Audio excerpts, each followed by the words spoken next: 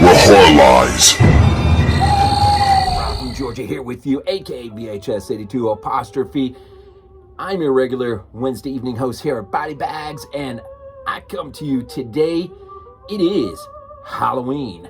I rarely ever do reviews on Monday, but had half a day today, so I wanted to take this opportunity and do all my reviews on Halloween so I could say Happy Halloween. Now, all these things will drop on Wednesday, so we're past few days from that point, but hoping today is an awesome day for you. That is Monday, October 31st, Halloween.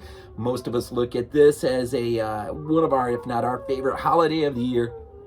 There's another good one coming right down the road, though, and this is the season, isn't it? And I've kind of laid out here, man. I got a Christmas tree, I've got pumpkins, Halloween, it's football time, got my Bulldogs up here representing the Bills. It's just, and both are doing great. One's defending a national title, and the other, hopefully, is going after a Super Bowl this year. But happy Halloween, and a quick lowdown on this month.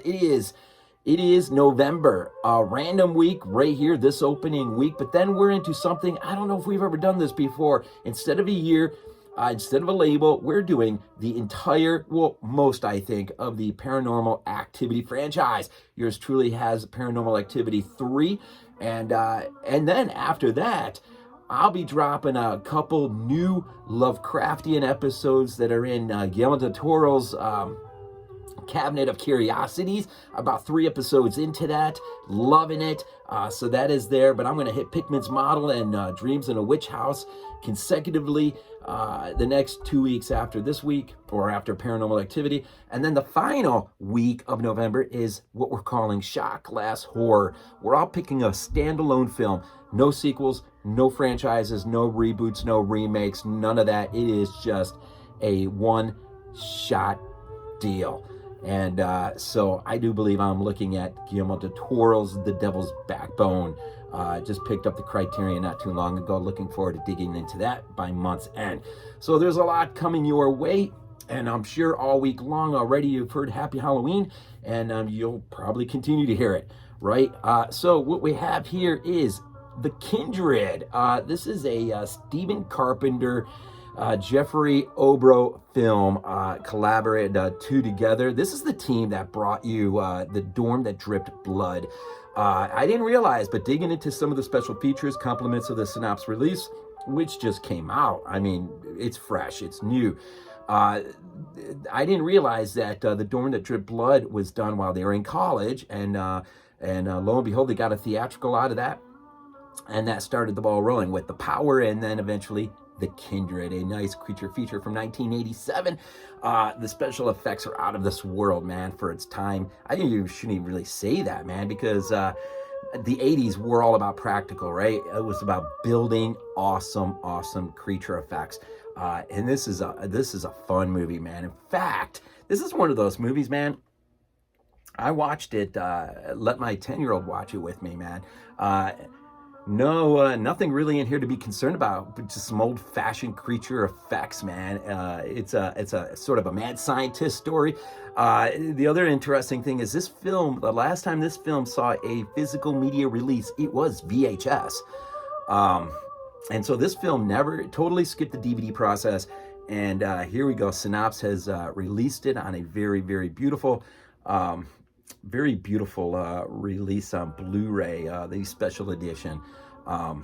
And so I've dug into it a little bit. Some of the extra features, it's got the commentary from the director duel, and a 52-minute documentary, I think it's 52 minutes, and some TV spots, and I do believe in the assorted stuff that we're used to.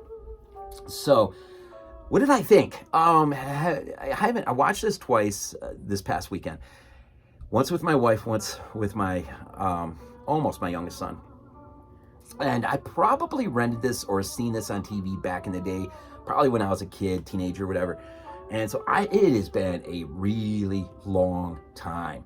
I was very pleasantly surprised. Some might think it's a little bit of slow pacing, getting things rolling. I don't know. I really did enjoy the story. It's sort of, on the one hand, you've got this lady who is working on genetic, like a genetic mutation. I'm not sure how much they really, can't remember how much they really explain in terms of the purpose, like the ultimate goal and why. And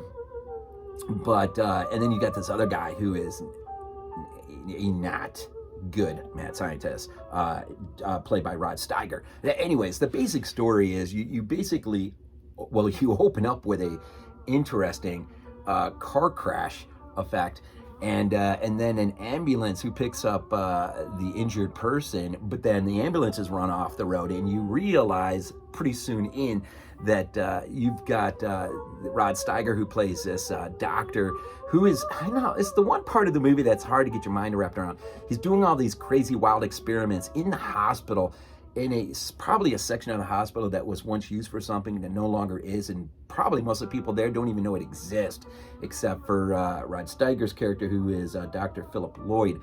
So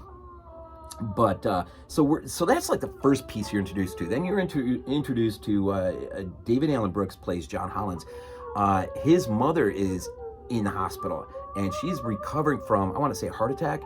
But she quickly relays to him that he needs to get to her house. She's realized now that she has made a huge mistake. She's created something, or more than something, and in fact, utilizing, we find out, John Hollins' character, her son, she used his tissue in order to advance genetically this mutative effect.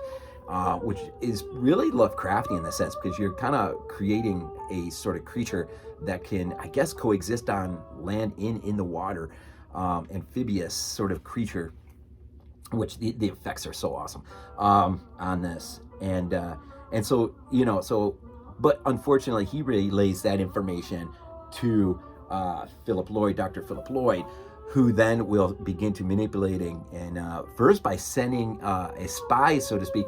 When I always forget his name, John Hollins, when he goes out to the house, he brings a team with him, because he basically wants to at least understand what his mom was doing.